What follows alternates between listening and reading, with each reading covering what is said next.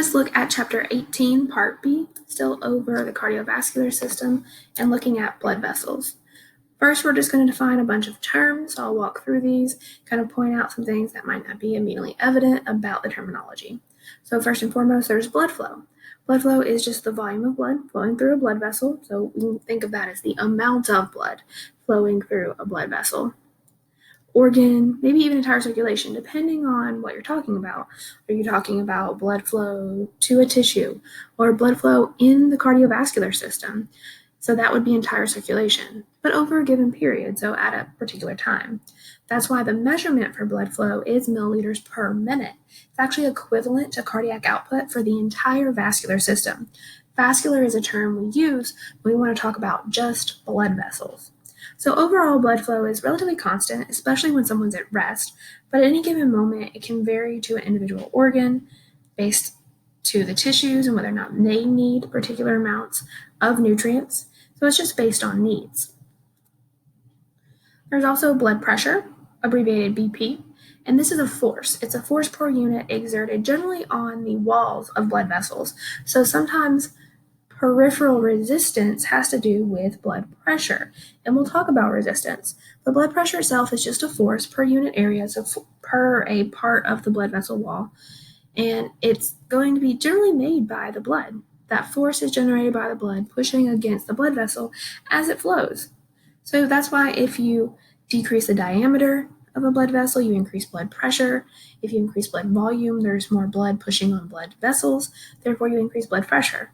So thinking of how a cardiovascular system works, how especially the vascular system with blood flowing through the lumen works, helps us visualize why these terms are defined the way they are. We would express blood pressure in the units millimeters of mercury. That's a pressure reading. Generally measure blood pressure as a systemic arterial reading. So systemic arterial blood pressure is more commonly reported and it's taken near the heart. That's because that's where blood pressure is pulsatile or more easily measured. The pressure gradient does provide kind of the driving force that keeps blood moving. So blood pressure provides the force that keeps blood flowing. So there is that relationship between blood pressure and flow. If blood pressure increases, generally if there's no resistance, then blood flow increases as well. And we see that blood flows from higher pressure areas to lower pressure areas. So resistance, again, is also called peripheral resistance, and it's just that opposition to flow. It's a measurement of the amount of friction of blood as it encounters blood vessel walls. And you can visualize this with yourself. So imagine running from point A to point B. Nothing's in your way. There's nothing on your left, nothing on your right. You're not touching anything. You're just going to run from point A to B uninhibited. Well, you can get there pretty quickly. Everyone's going to run a different rate, depending on if they're kind of strolling or actually running. But if we gave you the same scenario, except you had to get from point A to point B by rolling yourself along a wall, other than that, nothing's stopping you. There's nothing in front of you, there's nothing behind you, nothing's going to come right out in front of you and stop you. But in order to get to point B, you have to roll yourself against a wall. Well, that's going to slow you down because the wall is going to introduce friction. It's going to introduce a resistance, and this resistance is going to be in your periphery. It's going to be on your sides, even if it's just one side. Now imagine if we're not talking about a person running or a person moving, but we're talking about blood moving or blood flowing. It's the same thing. Blood flowing in the middle of a blood vessel is going to be unencumbered. It's going to be able to move as quickly as it can with the pressure that's available to it. Whereas the blood that's closer to the walls of the blood vessel is going to be bouncing off of those blood vessel walls. It's going to be encountering friction, and this friction is going to slow it down. That's what we mean by peripheral resistance. It's the opposition to blood flow. But opposition to blood flow that's not necessarily a blood clot right in the blood's way. It could just be friction. Now, there are going to be examples of resistance that include things like atherosclerosis or plaque buildup, blood clots. But not all resistance is a giant boulder in the way of blood flow. Again, sometimes it's just friction. There are three important sources of resistance: blood viscosity, total blood vessel length, and blood vessel diameter. I'm going to say those again. They're important. You should know the three important sources of resistance: blood viscosity, which is how thick your blood is; total blood vessel length, how long your blood vessels are; and blood vessel diameter, so the size of the lumen. Now again, blood viscosity is how thick is your blood, kind of the stickiness of blood, or how much is it going to stick to the walls of blood vessels as it flows. And the stickiness of blood is due to the formed elements, the amount, and plasma proteins. So the greater the thickness or stickiness of blood, the less easily it's going to flow. The molecules are not going to be able to slide past each other as much, so this does reduce blood flow. So increased blood viscosity can decrease blood flow. We also see that increased viscosity equals increased resistance, and that's why it's decreasing blood flow, because whenever blood encounters resistance, flow slows down. Total blood vessel length, pretty simple. The longer the vessel, the more blood vessel wall the blood can flow into, the more friction that can be generated. So if a blood vessel is longer, then the greater resistance encountered. And finally, blood vessel diameter. This is the greatest influence on resistance because it's what changes the most. After you're an adult and you've stopped growing, the blood vessel length and the thickness of your blood's pretty much the same. It's relatively constant. Unless you have polycythemia or you're abusing, say, EPO or blood doping, you shouldn't have any problems with the thickness of your blood, unless for a reason you have suddenly high hematocrit levels. There just shouldn't be any reason that if you're a healthy adult and there's no homeostatic imbalance, that you should be experiencing wide changes in your hematocrit level or your blood viscosity or your blood vessel length. Since they are relatively constant, that's why blood vessel diameter has the greatest influence on resistance, just because it's blood vessel diameter that can change throughout your life. So we see that fluid close to the walls again moves more slowly than in the middle of the tube being a blood vessel. And that's because in the middle of the tube, just like us running from point A to point B, there's nothing in our way. You're not hindered at all. So the blood flowing in the middle of a blood vessel is flowing via laminar flow. Whereas the blood flowing on the outside, closer to the blood vessel walls, that's called turbulent flow, or it's exhibiting or showing more turbulent flow than we see in the middle of a blood vessel. So what we're saying here is that if you increase blood vessel diameter, you decrease peripheral resistance, and you'll see more laminar flow than you did before. And then vice versa. If you decrease the radius or the lumen size of a blood vessel, you're going to see decreased laminar flow and more turbulent flow. So that means that resistance varies inversely with vessel radius. It actually varies by about the fourth power of the vessel radius. So that just means that if the radius increases, resistance decreases, and vice versa, but on the order of 1 to the 16th as much. So let's just look at blood vessel diameter in more detail since it is so important. So that has the greatest influence on resistance. So blood vessel diameter, we want to look now closely at kind of where this occurs or has the most structural impact. And that would be in our small diameter arterioles. They're major determinants of peripheral resistance, and that's because they're leading into generally capillary beds. So they're determining whether or not blood's going into tissues. So they're important. And abrupt changes in vessel diameter or any obstacles such as a fatty plaque from atherosclerosis, that can dramatically increase resistance. So not only would we decrease laminar flow, or would laminar flow become disruptive, we would see more turbulent flow. And again, that turbulent flow is irregular flow that causes increased resistance. Blood vessel diameter can change frequently. That radius of a blood vessel or the size of the lumen does change a lot more often than, again, the thickness of blood or the size or length of arteries or even veins. So we're looking at blood vessel diameter and what it does to resistance when it changes.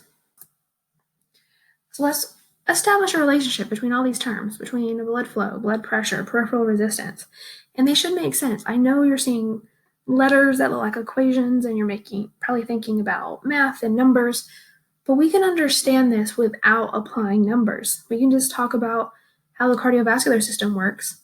We've just defined these terms and we can look at how they're related to each other. So for example, blood flow, which we're abbreviating here as F, is directly proportional to blood pressure, specifically the blood pressure gradient. So that means if the blood pressure gradient increases, or blood pressure increases, blood flow speeds up. That's simple to understand, and you may be thinking, no, it's not. Well, think of a closed tube, and the fluid in the tube is going to flow from point A to point B, and we'll say the flow rate is 1. Well, that means the pressure exerted on the walls of this tube, probably not very high, but we could definitely make the pressure of the fluid being exerted on the walls of this tube much higher if we increase the flow. We can also just think of, for example, a water hose. There's not a lot of pressure coming out of the water hose if you turn on the spigot just a little bit. There's flow, but it's slow. If you completely turn on the water hose, allow even more water to flow into the water hose at a faster rate, so you've just increased blood flow, then you're going to increase the pressure inside the tube. So what you're seeing is that if you increase the pressure of fluid flowing through a tube or closed system, then you increase blood flow. It makes perfect sense. So take these terms away from the cardiovascular system because you've dealt with this your whole life. When you turn on a faucet, if you allow more flow, you increase pressure. So they go hand in hand. Blood flow is also inversely proportional to peripheral resistance, which is a fancy way of saying that if something gets in the way of blood flow slows down. So if resistance increases the thing that got in the way, blood flow decreases. So that's what we're seeing here introduced when we put everything together. That flow is directly proportional to blood pressure, but inversely proportional to resistance. So if flow increases, pressure increases, but if flow increases, resistance must have decreased because flow increased, there's nothing in the way. Whereas if resistance increases, flow is going to decrease because there's something in the way. It's going to decrease blood flow. So just think about blood flow, blood pressure, and resistance applied to the plumbing in your house or to a water hose. And it's going to help you work through questions that you may encounter on your assignments, your quizzes, and your tests. Resistance is going to be more important at influencing local blood flow because it's easily changed. Again, it's the most important factor that we're looking at. We're looking again at changing the diameter of blood vessels being the most important factor or the greatest influence on resistance. Again, that's in red, so I keep going back to it. So here's a simple example too, if you just want to think of a milkshake. If you were given a skinny straw and a large straw, it'd be easier to drink the milkshake through the large straw than the skinny straw. So we can see that the diameter of a tube, such as a blood vessel, does play a role in the speed of flow. So we could see a faster flow of milkshake into your mouth using the big tube than the small tube. So vasodilation does increase blood flow, whereas vasodilation does increase laminar flow, whereas vasoconstriction may increase blood flow, but definitely leads to an increase in turbulent flow. All right, next let's move in and look at systemic blood pressure. Blood pressure is generated by the pumping action of the heart. It generates the blood flow first into the aorta and then its major branches. This pressure results when the flow is opposed by resistance. Usually that's peripheral resistance put forth by the recoil of blood vessel walls, such as that in the aorta. The systemic pressure is going to be highest in the aorta, and we see that blood pressure declines as we move away from this major artery at the base of the heart. The steepest drop in systemic pressure is going to occur in the arterioles as blood flows into smaller and smaller arterioles and eventually into capillary beds. So here that's what we're seeing. We're seeing this steep drop in systemic blood pressure at the arterioles. and then it's going to drastically decrease further as we move into the venous system. Arterial blood pressure is going to be determined by two factors, and that is basically how stretchy the blood vessels are and the volume of blood that's being pushed into them. So those two factors, said in a different way, are elasticity and the volume of blood forced into them at any time. The elasticity of blood vessels is also known as the compliance or distensibility of arteries close to the heart. And we find that arterial blood pressure tends to be pulsatile, which makes sense because hearts beat, and after ventricular ejection, we're going to have a higher pressure in the elastic arteries than after that blood is flowed away from the elastic arteries, and we're waiting for another heartbeat. So it's going to be the highest right after ventricular ejection, and then the lowest during cardiac or heart diastole. So we're going to see some terms we've seen before, just not applied to blood vessels, and those are systole or systole and diastole or diastole. Systolic pressure is a pressure exerted in the aorta, so in a blood vessel, during ventricular contraction. So this is a high pressure. It averages about 120 millimeters of mercury in a normal adult, and it's going to occur after ventricular ejection. We can see, for example, that the left ventricle pumps blood into the aorta, and that imparts kinetic energy that stretches the aorta. The aorta is an elastic artery, so it's also able to recoil and send that blood into arteries that are branches off of itself and further downstream. As that blood flows away from the aorta, we'll see a decline in the pressure, and that declined or lowest level of aortic pressure when the heart is at rest is called the diastolic pressure. Pulse pressure is a difference between systolic and diastolic pressure, and pulse is the throbbing of arteries due to difference in pulse pressures, which can be felt under the skin. Another term we want to mention is mean arterial pressure, and this is pressure that propels blood to tissues. And it's basically going to be pulse pressure phases out near the end of the arterial tree, and flow is non-pulsatile with a steady mean arterial pressure. There's going to be two characteristics that describe it.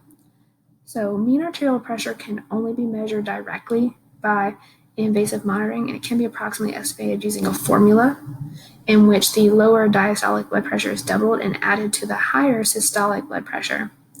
And we see that systolic blood pressure is a composite sum, and it's divided by 3 to estimate mean arterial pressure. And this equation is set up this way, essentially, because the heart spends more time in diastole. So it's not just a simple average of diastole and systole. Mean arterial pressure is essentially defined as the average pressure in a patient's arteries during one cardiac cycle. It's definitely considered a better indicator of perfusion to vital organs than systolic blood pressure. But you can see here again in its equation that we have to account for diastolic pressure a little bit more than systolic pressure because the heart spent so long in diastole or diastole. To continue on, still talking about arterial blood pressure, we want to talk about kind of measuring pulse. This is a common vital sign. So pulse, blood pressure, along with respiratory rate and body temperature are vital signs. Taking a pulse is generally done either at the radial pulse or sometimes the brachial pulse. Radial pulse is taken at the wrist. It is very routinely used. There's definitely other clinically important pulse points, and we'll look at those. A pressure point is kind of similar to a pulse point, not quite. It's an area where arteries are close to the body's surface. It's generally an area where we also could take a pulse. If they're compressed to stop blood flow, that could aid an individual who is possibly hemorrhaging or is hemorrhaging from an injury. Here are some common pulse points. You are possibly familiar with the common carotid artery pulse point, the brachial artery pulse point, and the radial artery pulse point, maybe even the posterior tibial artery or dorsal pedis artery. Next, let's talk about measuring blood pressure. So systemic arterial blood pressure is measured indirectly. We're going to measure it by auscultatory methods, and auscultatory, I don't know, that word's getting me. Those methods are essentially listening for sounds of blood flow. And we would do that using a sphygmomanometer. You would wrap a blood pressure cuff or sphygmomanometer around an arm superior to the elbow. And then you would use the kind of pressure bulb on the cuff to increase pressure until it exceeds systolic pressure in the brachial artery, generally a little bit above 120 millimeters of mercury. Then you would release the pressure slowly, and the examiner would listen for sounds. So that's why this method is auscultatory, because you're listening for sounds of blood flow called sounds of Kropkopf with the stethoscope. And you would measure or be looking for two pressure measurements, a systolic and diastolic blood pressure. Systolic pressure is normally less than 120 millimeters of mercury. Diastolic pressure is normally less than 80 millimeters of mercury. Oftentimes 120 over 80 millimeters of mercury is the average blood pressure given in textbooks. The systolic pressure would be the sound you hear with a stethoscope when blood first starts to spurt through an artery. And the diastolic pressure would be when sounds disappear because the artery no longer is constricted. This would be when blood is flowing freely. So again, this way of or method of measuring blood pressure is auscultatory because you're listening for sounds. And auscultatory methods that use a stethoscope are listening for sounds, whether it's sounds of digestion in the digestive system, specifically the small intestines, or listening to the heart, or even listening to blood vessels and trying to identify blood flow. As we move away from arterial blood pressure, we'll move into capillaries. Capillary blood pressure ranges from 35 millimeters of mercury at the beginning of a capillary bed to about 17 millimeters of mercury at the end of the bed. So we're going to see that we have a really low capillary pressure, but that's desirable because capillaries are thin. They're generally only made up of tunica intima with a couple of stabilizing pericytes, and so high blood pressure could rupture them. It could damage them. They're very fragile, they're permeable, they're thin-walled, so we would not want a high blood pressure in capillaries. Also, most capillaries being very permeable, even to an extent our continuous capillaries, are going to function in gas exchange. Not only gas exchange, but nutrient exchange, waste exchange, they're exchange vessels. So most capillaries are very permeable, and that low pressure is going to be plenty of pressure in order to force filtrate into interstitial spaces. So capillaries do not need high pressures in order to perform their exchange functions.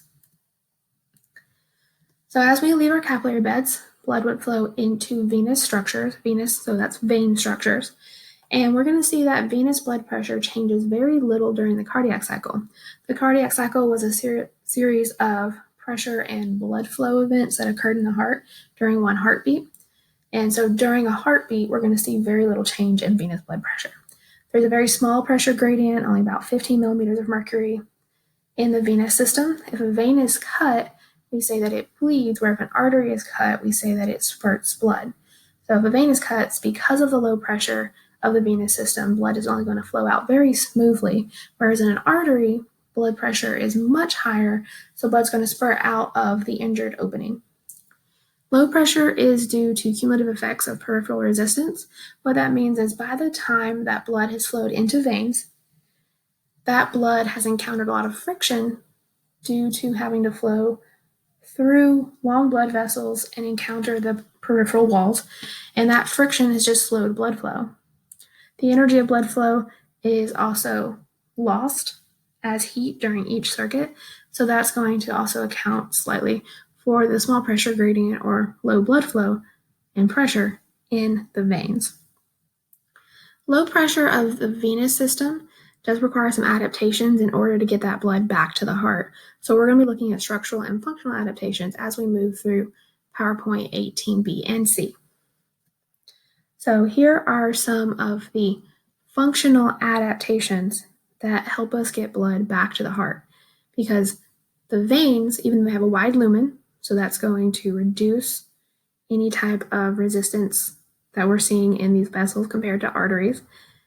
Even though they have valves, which are, again, another structural adaptation, we still need even more help. So these factors are functional adaptations: the muscular pump, respiratory pump, and sympathetic venoconstriction. And I'll start with number 3 because it's just the simplest. There are nerves, or there is sympathetic control to our venous system. So we can cause the smooth muscle of veins to constrict, and that constriction will push blood back to the heart. The muscular and respiratory pump are similar in that they're going to work to squeeze or milk blood back towards the heart. The muscular pump is when skeletal muscle contracts. It contracts near blood vessels, and that contraction pushes on blood vessels like veins and pushes this blood past venous valve. And once it's past a venous valve, it can't backflow. The respiratory pump is also going to work via pressure changes. These pressure changes are created during breathing or during respiration. And these changes are going to be back and forth, kind of increases and decreases in pressure between the thoracic and abdominal pelvic cavities. This is able to move blood toward the heart by squeezing abdominal veins as the thoracic veins expand. So here is figure 18.9. We can see the muscular pump. We can see that there, in this example, happens to be two skeletal muscles near this vein. And when these muscles contract, they bulge, and on each side they put pressure on this vein, and that would squeeze or push blood upwards back towards the heart. And when the blood gets past an open venous valve and attempts to flow backwards or on the venous valve because of gravity, it can't backflow because of the shape of the venous valve, which is much like that of the semilunar valves of the heart. All right, next we're going to briefly look at some regulation of blood pressure, and that'll just kind of end this section before we move into the next section of 18b. So maintaining blood pressure requires the cooperation of the heart and blood vessels and the kidney. So we're going to talk about renal regulation of blood pressure as well. All of this, whether it's the heart and blood vessels or the kidneys that are regulating blood pressure, is going to be supervised by the brain. There's three main factors that are regulating blood pressure. And these are terms we've seen before, some in chapter 17, and some we just learned at the beginning of this PowerPoint. These three main factors are cardiac output, which has the equation cardiac output equals stroke volume times heart rate, peripheral resistance, which we know is inversely related to blood flow, and blood volume. And we haven't talked about blood volume a lot, but keep in mind that if blood volume increases, blood pressure increases. Blood pressure is going to vary directly with cardiac output, peripheral resistance, and blood volume. And we had just established that direct relationship with blood volume.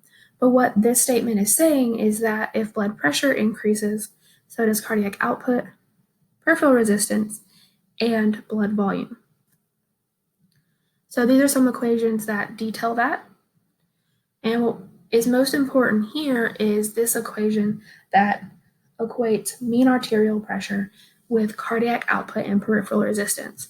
So what we're seeing here is that mean arterial pressure is basically cardiac output with us taking into account the resistance the blood is going to encounter in blood vessels.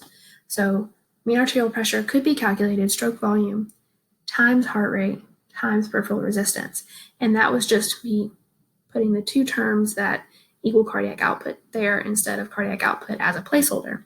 But we can see that changes in one variable, or we will see that changes in one variable are going to be quickly compensated for by changes in other variables. So an equation, or I should say equations I'd be familiar with, is cardiac output is equal to stroke volume times heart rate. Mean arterial pressure, therefore, if it's equal to cardiac output times resistance, could be written as stroke volume times heart rate times peripheral resistance. And there we've taken the equation for cardiac output and written it all the way out instead of just putting cardiac output. So before you move any further, become familiar with the definitions for cardiac output, stroke volume, and heart rate.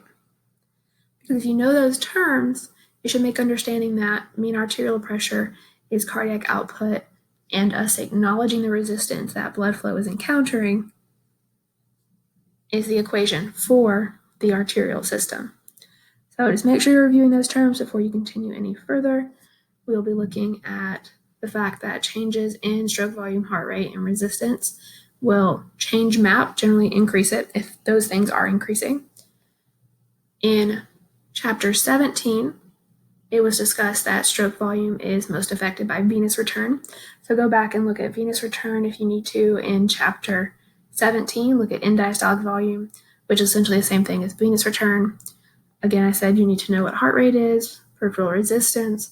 Heart rate is going to have a time component, and it's maintained by cardioexcitatory and inhibitory centers in the medulla oblongata. So go back and review that if you need to. And we talked about resistance at the beginning of this PowerPoint. Resistance is affected, remember, mostly by vessel diameter because that can change throughout your life. Whereas after a certain point, or unless there's a homeostatic imbalance, blood viscosity and the length of blood vessels should stay relatively constant. And so the focus of the next part of chapter 18b is going to be on the regulation of blood flow and looking at not only that terminology, but as it's controlled basically as it's controlled and or changed by short-term regulation or long-term regulation.